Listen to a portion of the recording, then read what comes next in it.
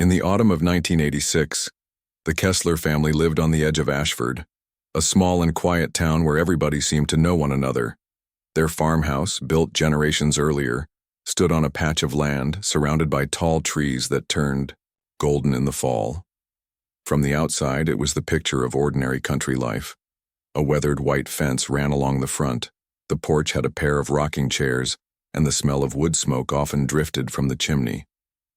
For neighbors passing by, the Kessler home seemed warm and simple, the kind of place where family came first and nothing ever seemed out of place.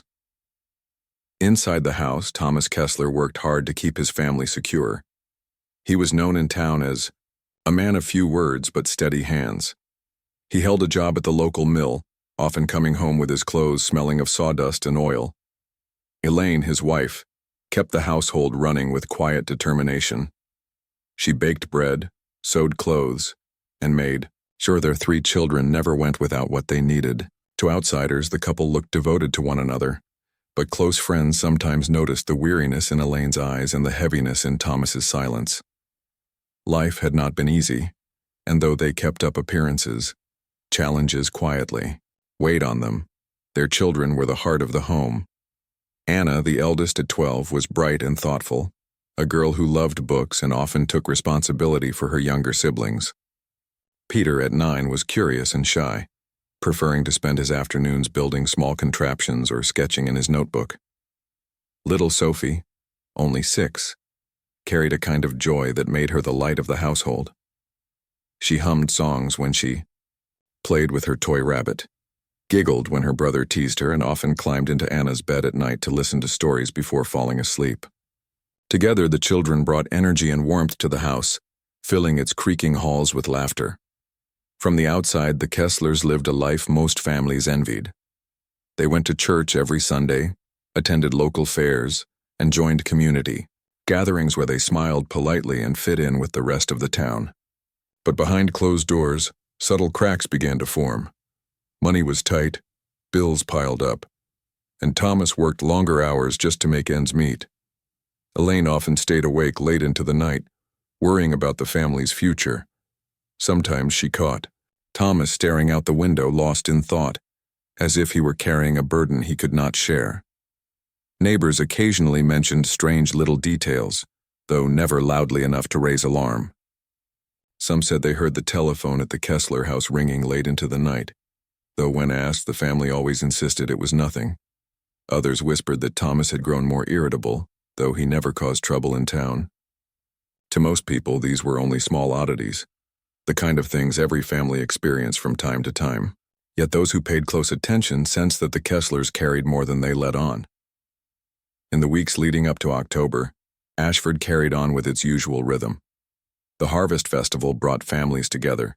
Children ran through the fields with laughter, and neighbors baked pies to share with one another. At the Kessler home, the children returned to school after summer, and evenings were filled with homework and chores. On the surface, it seemed like any other season, but within the farmhouse, unease lingered. Elaine noticed the way Thomas would sometimes flinch at sudden noises, or the way he sat up in bed at night, listening as though expecting something. She asked him once if he was troubled, and he brushed it aside with a simple, "Just tired." October 17th began like any other day. The sun rose slowly, casting golden light over the fields, and a chill settled into the air. Thomas went to work, returning home later in the evening as usual. Elaine prepared supper, a simple meal of soup and bread, while the children set the table. Anna shared a story about her teacher, making Sophie giggle so hard she nearly spilled her soup. Peter spoke about a drawing he had been working on, and Thomas listened quietly, nodding here and there but saying little. It was the kind of ordinary family meal that seemed so normal, no one could have guessed how significant that night would become. After dinner, the children finished their schoolwork at the kitchen table, while Elaine folded laundry by the fire. Thomas sat in his chair, rubbing his temples, glancing at the clock more often than usual. Though the room was warm and filled with the smell of fresh bread, something about the evening felt tense. Elaine noticed, but she said nothing, hoping the silence would pass. Around 8 o'clock, she announced it was bedtime. The children, as always, tried to bargain for a little more time, but Anna led her siblings upstairs, promising Sophie she would read her favorite story until she drifted off. Upstairs, the children settled into their rooms. Anna tucked Sophie. Under the covers, her toy rabbit clutched tightly in her arms. Peter climbed into bed, placing his notebook on the table beside him. The house grew quiet, the kind of silence that comes only when children finally give in to sleep. Downstairs, Thomas and Elaine lingered in the living room. Elaine flipped through a magazine, while Thomas scribbled a few notes in a small notebook he kept by his chair. Neither of them could have known that it would be the last evening their home would ever feel whole. To the townsfolk of Ashford, the Kesslers looked like an ordinary family facing ordinary struggles. Yet within the walls of their farmhouse, a story was building, one that no one could see, one that would leave a mark on the town for decades to come. The night of October 17, 1986, began like countless nights before, but it would end as one of the greatest mysteries the town had ever known. The laughter of Anna, Peter, and Sophie, so familiar to those who knew them, would vanish into silence, leaving behind questions that no one was prepared to face. What seemed like a normal family, living a quiet life in a small town, was about to be thrust into a story that would change Ashford forever. And as the lamps dimmed in the Kessler farmhouse, no one could have imagined that before the next sunrise, the family would never be the same again. The evening of October 17, 1986, began like any other in the quiet town of Ashford. Autumn had painted the trees in shades of gold and brown, and the air carried the crisp chill that hinted winter was not far away. The Kessler farmhouse stood at the edge of town, its old wooden frame creaking softly with every gust of wind. Inside, the lamps glowed warmly, casting long shadows across the walls. To an outsider, nothing about that night seemed unusual, but what unfolded would soon become one of the most puzzling mysteries the town had ever known. Thomas Kessler had returned home late from work, tired but trying to keep up his role as the steady father. Elaine, his wife, had already prepared dinner, though it was a simple meal of soup and bread. Their 3 children, Anna, 12, Peter, 9, and little Sophie, only 6, gathered around the table. They laughed softly at Anna's stories from school, while Peter spoke excitedly about a book he was reading. Sophie, with her playful energy, hummed a tune under her breath as she dipped her bread in soup. On the surface, it looked like a typical family meal, filled with small moments of warmth. As the evening went on, the children finished their homework while Elaine folded laundry near the fireplace. Thomas sat in his chair, staring at the clock on the wall more often than usual. He appeared distracted, though when Elaine asked if something was wrong, he brushed it aside with a quiet, "Just tired, that's all." By 8 o'clock, Elaine told the children it was time for bed. They protested gently, as children often do, but eventually climbed the stairs, whispering to one another about the weekend ahead. Sophie clutched her favorite toy, a small stuffed rabbit, and Anna promised to read to her until she fell asleep. What happened after that became the subject of endless speculation in the years to come. According to Thomas and Elaine, the children were tucked into their beds around 8:30. The parents then settled into the living room, where Elaine read a magazine while Thomas made notes in a small notebook he often carried. The hours passed quietly. Neighbors reported later that they saw the farmhouse lights still glowing around 10, but by midnight the house was dark and silent. Nothing seemed unusual until the morning came. When Elaine rose just after sunrise, she went about her routine as usual. She brewed coffee, set out bread for breakfast, and called upstairs to wake the children. When no answer came, she walked up the creaking staircase herself. To her surprise, Anna's bed was empty. So was Peter's, and so was Sophie's. The blankets were neatly pulled back, but the children were gone. At first, Elaine assumed they had woken early and gone downstairs together, perhaps to surprise her. But when she searched the kitchen, the living room, and even the yard, there was no trace of them. Panic began to take hold. Thomas, still half asleep, was called by his wife. Together they searched every corner of the house. Windows in the children's rooms were found slightly open, as though they had been lifted during the night. The back door was unlatched, something Elaine was certain she had locked before going to bed. Outside, the yard was still damp with morning dew, and no footprints could be clearly seen on the grass.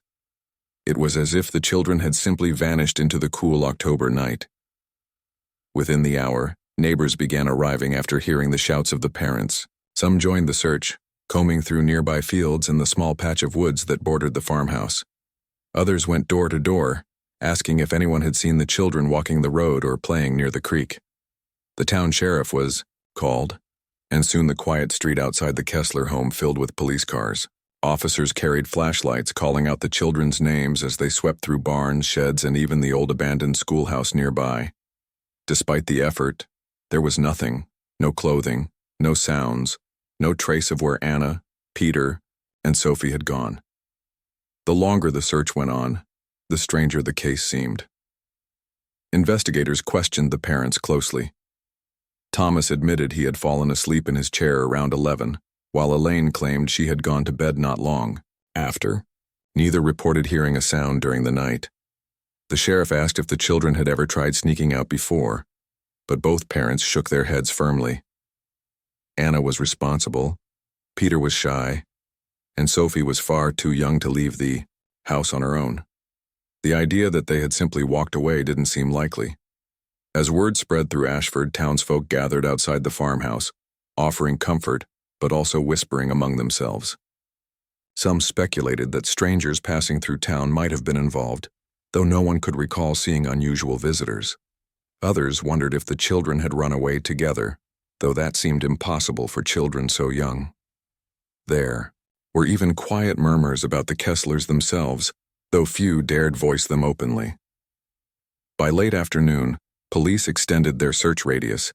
A nearby pond was carefully checked, its surface broken by long poles as officers waded through the water. Helicopters circled overhead, scanning fields and roads, while volunteers formed human chains to comb through the woods. Dogs were brought in to follow any possible scent, but they became confused and circled back to the farmhouse, unable to pick up a clear trail. The case baffled everyone involved. As evening fell, Elaine sat on the front porch, clutching Sophie's stuffed rabbit, and staring down the empty road as though willing her children to return. Thomas stood nearby, silent and tense, speaking only when pressed by officers. The farmhouse, once a place of warmth, now felt heavy with dread. The flickering light of lanterns from the search teams painted eerie shadows across the fields. Neighbors, who had once admired the family's quiet life, now whispered questions they never thought they would ask. How could 3 children vanish without leaving a single clue? The town of Ashford would never be the same after that night. The Kessler children were gone, and with them, a sense of safety that the townspeople had always taken for granted. Doors that were once left unlocked at night were now bolted shut. Parents held their children closer, warning them never to stray too far. And though the search continued for days, then weeks, not a single piece of evidence explained what had happened inside that farmhouse on October 17th. The disappearance of Anna, Peter, and Sophie was no longer just the Kesslers' tragedy. It had become Ashford's haunting mystery, one that would echo through the town for years to come. The disappearance of the Kessler children did not just shock their parents, it shook the entire town of Ashford. At first, neighbors thought the children might be found within hours, perhaps wandering in the woods or hiding in a barn. But as days turned into weeks with no sign of Anna, Peter, or Sophie, the sense of unease deepened into something heavier, a quiet fear that settled over the community like a fog. People who once left their front doors open began checking locks twice. Mothers no longer let their children play freely on the streets. Every sound in the night seemed suspicious, and every stranger was looked at with new caution. The police worked tirelessly in those early weeks. Officers visited every house within miles, knocking on doors, asking the same questions again and again. Did anyone see the children? Did anyone hear unusual sounds that night? Had anyone noticed a car parked on the roadside? Some townsfolk claimed they had heard dogs barking in the distance. Others swore they saw a dark vehicle near the edge of town, though no one could describe it clearly. Leads came in, but one by one each proved empty. The lack of progress left room for rumors, and Ashford became a town of whispers. At the grocery store, at the church, and even at the schoolyard, people talked in hushed voices. Some pointed fingers at travelers passing through town. Others wondered about the strange phone calls that had been reported to the police in the weeks before the children vanished. Calls with no one speaking on the other end. And then, slowly, suspicion began to turn closer to home. People started questioning the Kesslers themselves.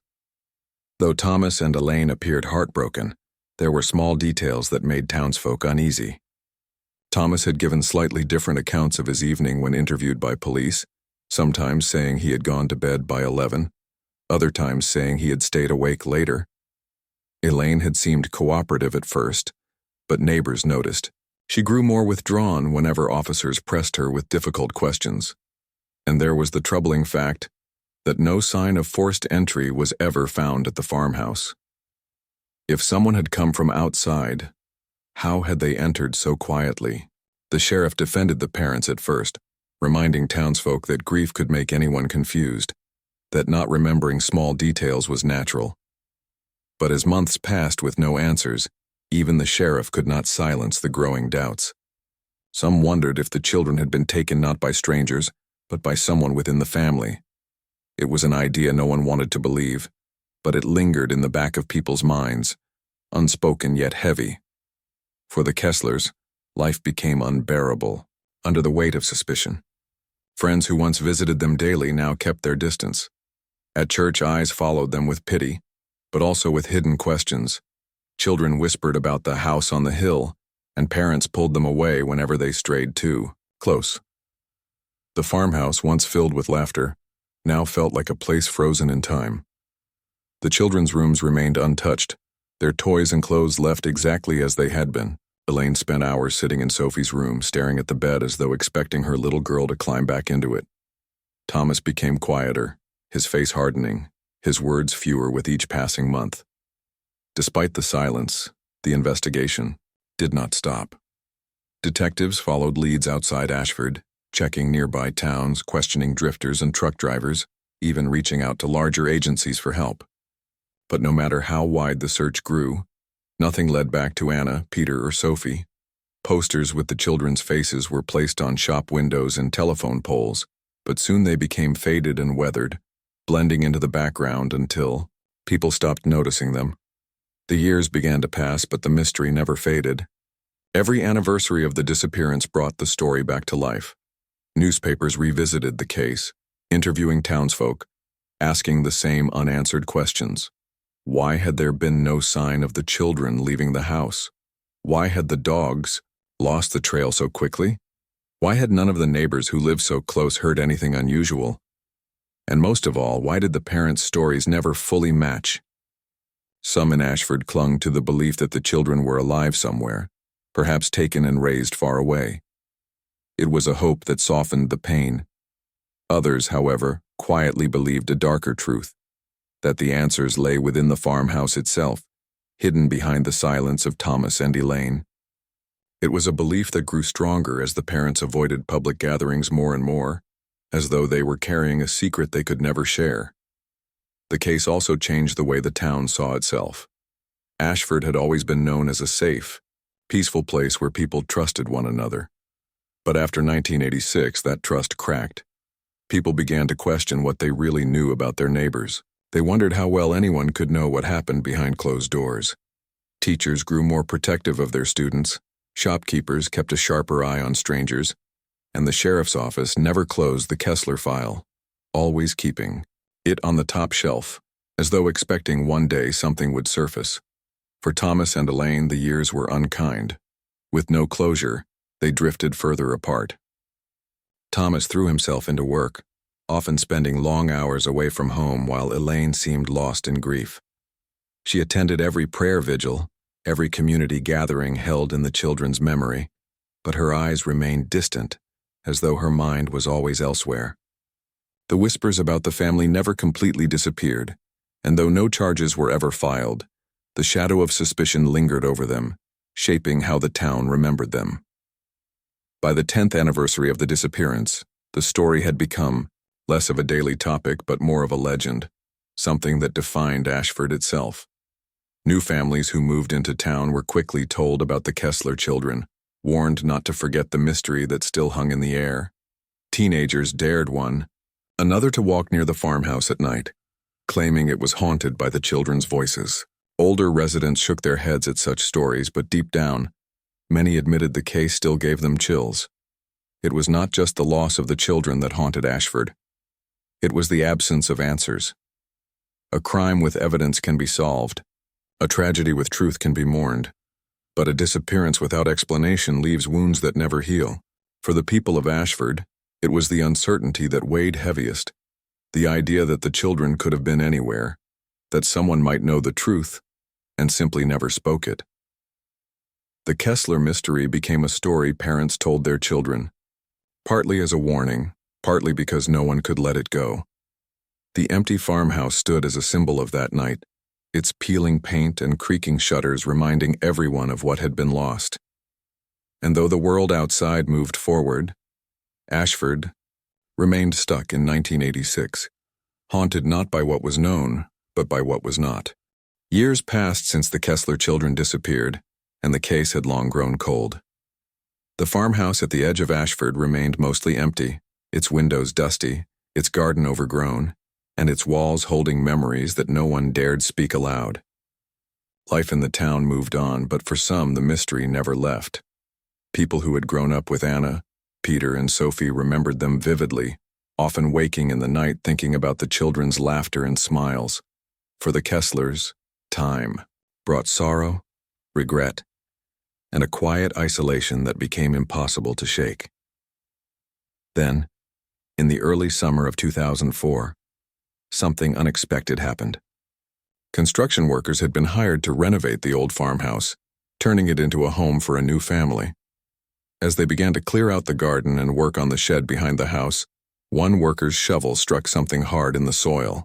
Curious, he dug more carefully, uncovering a small box buried beneath the dirt. It was old, weathered by years of being underground. Inside were a few small belongings: a tiny shoe, a torn dress, a piece of a toy, and even a small notebook with faded handwriting. The workers were unsure what to do, so they contacted the police immediately. When investigators arrived and saw the items, their hearts sank. Forensic testing quickly confirmed what the town had feared and hoped against for nearly 2 decades. The belongings had once belonged to the Kessler children. The revelation reopened the case, bringing it back into the public eye and sending shockwaves through Ashford. People who had long stopped speaking about the disappearance suddenly found themselves drawn back into the story. Old suspicions resurfaced, and the town collectively held its breath, waiting for answers that might finally explain what had happened that night in 1986. Investigators began to dig deeper into the property itself, examining every corner of the farmhouse and the surrounding grounds. They discovered small traces of dirt and unusual patterns, and faint markings on the walls of the shed that suggested something had been moved or hidden long ago. Experts carefully reconstructed the scene, trying to understand how the items had ended up buried. They spoke to neighbors who had once lived nearby, asking if they remembered seeing the Kesslers digging or carrying objects late at night. Slowly, pieces of the puzzle began to emerge, each one adding a little more to a story no one had expected. New witnesses came forward, people who had previously stayed silent. One former neighbor recalled hearing quiet sounds coming from the farmhouse on the night of the disappearance, noises that had been dismissed at the time as the creaking of the old house or perhaps the wind. Another admitted seeing Thomas near the shed days after the children vanished, shovel in hand, though no one had thought much of it back then. These small details, when pieced together, painted a picture that was both tragic and disturbing, a family secret that had remained buried for years. As the investigation progressed, the town of Ashford watched closely. For many, it was impossible to believe that the case could be solved after so many years. Yet the discovery of the children's belongings beneath the shed brought a new sense of urgency and clarity. It was proof that Anna, Peter, and Sophie had never wandered far, and that the key to their disappearance had been lying hidden all along. People who had once speculated about strangers passing through town began to reconsider their assumptions. Perhaps the mystery had always been closer to home than anyone wanted to admit. The Kesslers themselves were brought back into the center of attention. Though both Thomas and Elaine were older and had aged considerably since 1986, investigators questioned them again, carefully reviewing old statements and looking for inconsistencies. The couple remained mostly silent, their grief palpable but their explanations frustratingly vague. Friends and neighbors watched with a mix of sympathy and unease, wondering what they were hiding. Over time, it became clear that there were answers the Kesslers might never provide, and the full truth remained just out of reach. Despite the silence, the evidence that had been found offered a glimpse into what might have occurred. The careful placement of the children's belongings, the traces of activity near the shed, and the recollections of neighbors suggested that something inside the family had led to the children being removed from sight. Yet the story could not be completed, leaving investigators and townsfolk alike to grapple with questions that had no easy answers. The mystery deepened, but the discovery at least provided a focal point for the decades of unanswered wonder. The community of Ashford responded with a mixture of relief and sorrow. Relief because there was finally some tangible evidence of the children, something that made it impossible to ignore the reality of their disappearance. Sorrow because the item's discovery confirmed that the children had never returned home, that their absence had not been the result of a simple accident or a wandering night's adventure. Families in the town reflected on their own children, holding them a little closer and speaking a little more gently, aware that a single night could change everything. Over the following months, the farmhouse became the center of renewed attention. Reporters came to document the story, historians and true crime enthusiasts visited, and volunteers tried to help piece together a timeline of events. Yet, for all the public interest, the case retained its sense of quiet tragedy. No single piece of evidence fully explained why the children had been hidden or why the parents had not shared what they knew. The mystery was no longer just about a disappearance, it was about the secrets people keep, and the weight that such secrets can carry over decades. Through it all, the Kessler children remained at the heart of the story. Anna, Peter, and Sophie were remembered not just as missing children, but as part of the fabric of Ashford itself. Their rooms, now empty for nearly 20 years, became a symbol of absence and longing. The small belongings found beneath the shed were preserved, displayed in a way that honored their memory and reminded the town of the human lives at the center of the mystery. For many, the discovery was both painful and necessary, a reminder that even when answers come too late to restore what was lost, they can still illuminate the truth. The renewed investigation did not provide all the answers, but it changed the way the town viewed the past. Residents spoke of the Kesslers differently, balancing the natural compassion for grieving parents with the acknowledgement that the story had dark corners no one fully understood. The farmhouse, once simply a house on the edge of town, became a historical marker of sorts, a place where generations would remember the night 3 children vanished and the quiet mystery that had followed for decades. The discovery beneath the shed also served as a reminder of patience, diligence, and hope. Even after nearly 20 years, the truth, or at least pieces of it, could still be uncovered. Investigators continued to examine evidence, interview witnesses, and search for additional clues, hoping that one day a more complete picture of what had happened to Anna, Peter, and Sophie could be drawn. For the families of Ashford, it became a story of persistence, a lesson in the importance of never forgetting, and a reminder that the past, no matter how deeply buried, sometimes has a way of resurfacing. Time moved slowly in Ashford after the discovery of the Kessler children's belongings, yet the town remained captivated by the story. Even decades later, the disappearance of Anna, Peter, and Sophie had not faded from memory. Families spoke of it quietly, as if saying their names aloud might somehow bring them closer.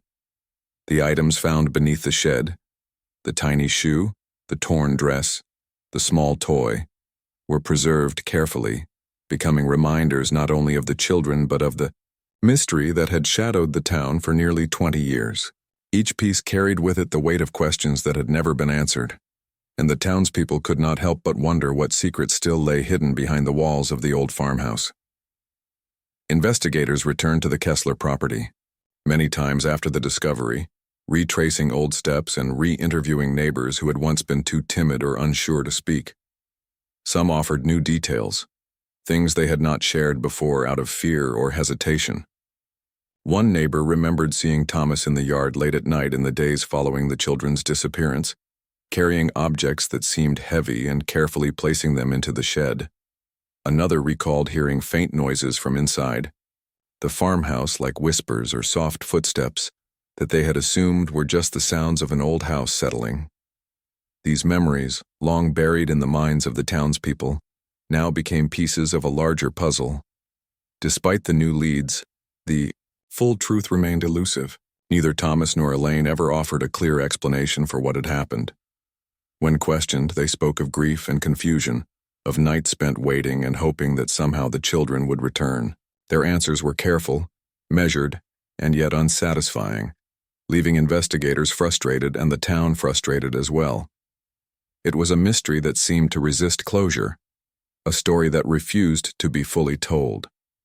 Yet the evidence found beneath the shed had shifted the focus.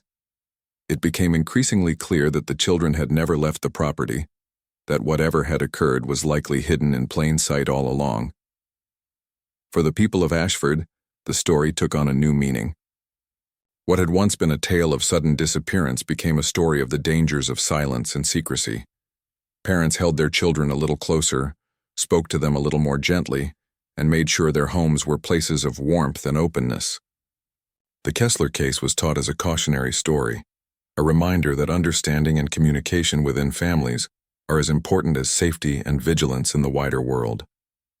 Even those who were not directly connected to the family felt a sense of responsibility, a quiet hope that the next generation would learn from the past.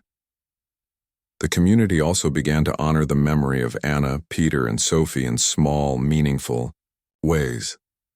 A local school created a scholarship fund in their names, offering children opportunities that the Kessler siblings would never have had. Churches held annual services of remembrance, where families lit candles and shared stories of the children's lives. Though painful, these acts provided a sense of continuity, a way to acknowledge the tragedy while also celebrating the lives that had touched so many. The town realized that even in the absence of answers, it was possible to keep the memory of the lost alive in positive ways. Over time, the Kessler parents themselves aged under the scrutiny and memory of the case. Thomas and Elaine rarely left their home, and were careful not to engage in public conversation about the events of 1986.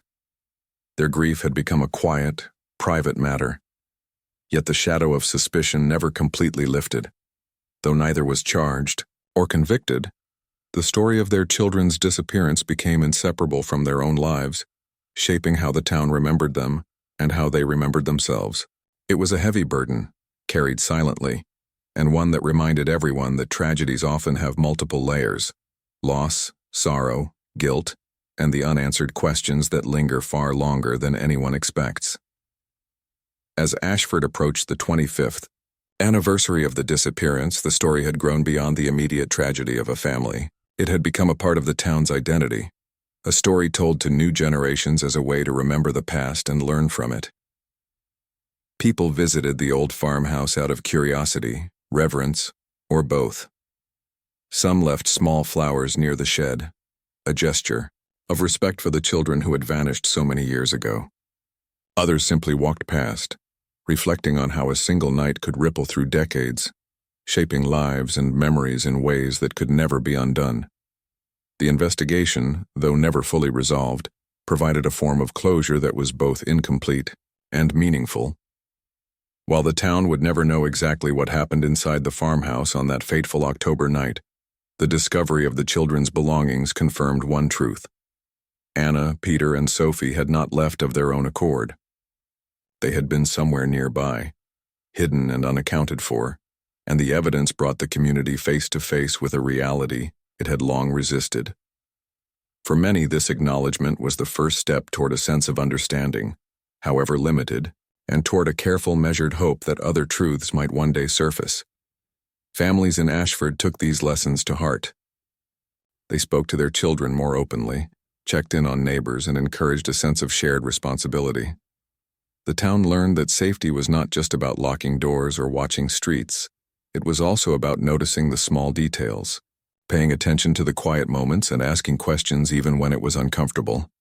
In many ways, the disappearance of the Kessler children reshaped the community, teaching lessons about vigilance, compassion, and the importance of paying attention to the lives around you.